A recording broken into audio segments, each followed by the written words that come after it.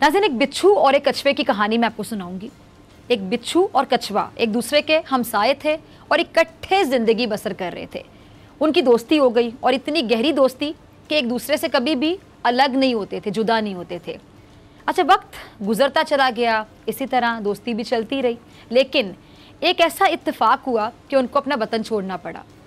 दोनों एक दूसरे के साथ चल पड़े। जब कुछ फासला तय किया तो उनका गुजर एक दरिया से हुआ जो पहाड़ से निकलकर सहरा में बह रहा था।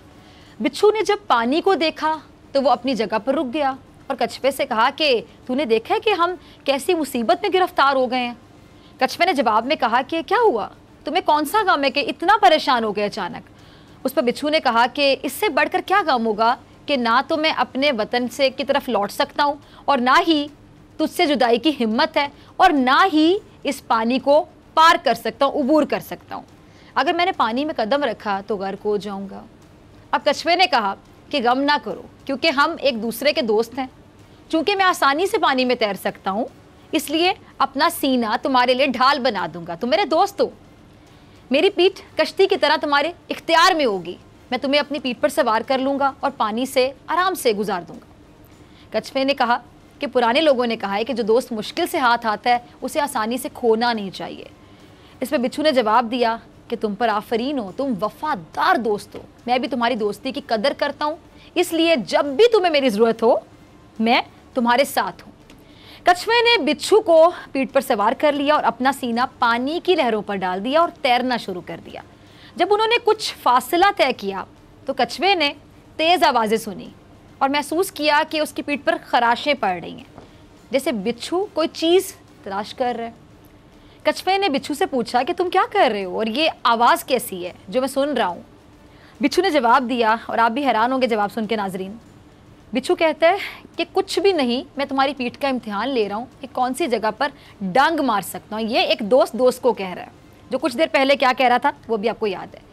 अब कछुआ यकीनी तौर पे उस हरकत से बेहद हैरान हुआ और उसने गुस्से से कहा कि ए बेइंसाफ, बेमुरव्वत, मैंने अपनी जान हथेली पे रख के खतरे में डालकर और तुझे अपनी पीठ पर उठा रखा है और तू कश्ती की तरह दरिया का सफ़र कर रहा है, बल्कि निहायत सलामती से इस कश्ती की तरह दरिया का सफ़र कर रहा है, भंवर से भी गुजर रहा है और तुझे कोई तकलीफ नहीं आ रही, तू महफूज है।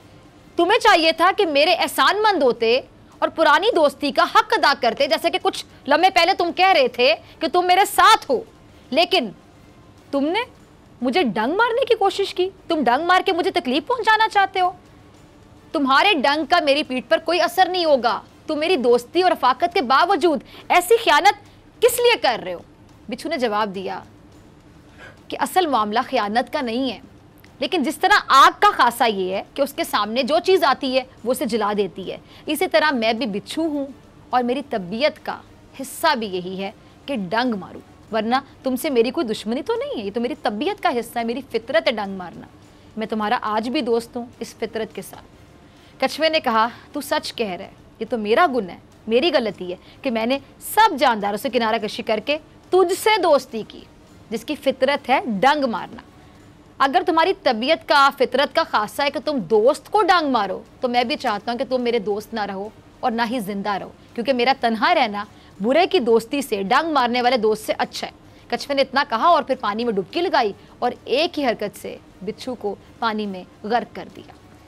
अब नाजरीन, बदकिस्मती से हमारे माशरे में भी ऐसे दोस्तों की कमी नहीं है और ऐसी दोस्तियों को, रिश्तों को डंग मारने वाले जो बिच्छू हैं उनकी कमी नहीं, वो मौजूद हैं जो किसी हमदर्दी के लायक नहीं है। और इन भेड़ियों ने पिस्ती में गिरने की ये हद को पार कर दिया, इतना गिर गए कि वो इंसान कहलाने के काबिल भी नहीं रहे हैं। नन्हे फूलों को मसलने की रिवायत बढ़ती चली जा रही है। बच्चे महफूज नहीं हैं, बच्चियां महफूज नहीं हैं, औरतें, लड़कियां, हर कोई निशाने पर है। रेप के वाकयात में हम देख रहे हैं कि दिन ब दिन इजाफा होता चला जा रहा है, कोई रोकने वाला नहीं है। हवस के पुजारी जहनी बीमार हैं, बेहिस हैं, और जो इंसान बेहिस हो जाए तो फिर क्या वो इंसान कहलाने के लायक रहेगा? मैं आप सबसे पूछती हूँ। वो दरिंदा बन जाएगा, बल्कि शायद दरिंदे से भी बदतर कह दूँ तो गलत नहीं होगा। पहले कसूर की ज़ैनब, उसको इमरान नामी दरिंदे ने निशाना बनाया। फूल जैसी ज़ैनब की ज़िंदगी को मौत के कांटों से भर दिया। फिर 4 सदा की ज़ैनब, उसको भेड़िए ने घेर लिया और उसकी चमकती दमकती ज़िंदगी को हमेशा के लिए तारीख बना दिया। और इन वाक़यात पर यकीन जानिए हर आम इंसान का दिल दहल जाता है, लेकिन जिसके सीने में दिल ही ना हो तो उसे घिन आती है और ना ही शर्म आती है। इसीलिए ये बदतरीन अमल रुक नहीं रहा, बढ़ता चला जा रहा है। आज कोई और, कल कोई और बच्ची, फिर कोई और बच्ची, तेज़ी के साथ हमारे माशरे में ये फैल रहा है। अभी जो रेप का ताज़ा तीन वाक़या कश्मीर में पेश आया है, इसे सुनकर इंसानियत का सर शर्म से झुक गए, जैसे ऐसे हर वाक़ये पे झुकता है। माँ के साथ उसकी 4 साला बेटी को भी दरिंदगी का निशाना बनाएगा। ज़मीन फट क्यों ना गई, आसमान गिर क्यों ना गया इस बर्बरियत पर। दोनों माँ बेटी को 1 हफ्ता पहले नौकरी का झांसा देकर कराची से कश्मीर लाया गया, जहां बेरोजगार बेबस माँ को इज्तिमाई ज़्यादती का निशाना बनाया गया और दरिंदगी की फिर भी तस्कीन न हुई तो इंसान नुमा भेड़ियों ने उसको खैरुल्लाह बुगटी नामी शख्स के आगे बेच दिया। पुलिस क्या कहती है कि पुलिस के मुताबिक 2 दिन पहले उस खातून ने कश्मीर पुलिस से रब्ता किया और अपने ऊपर होने वाले जुल्म से आगाह किया।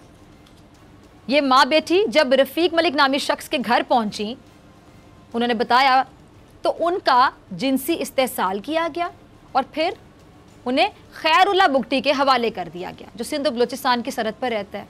उस दरिंदे ने भी खातून का रेप किया और 4 साला बच्ची गैंग के 2 मुल्जिमान थे, उनकी तहवील में रही।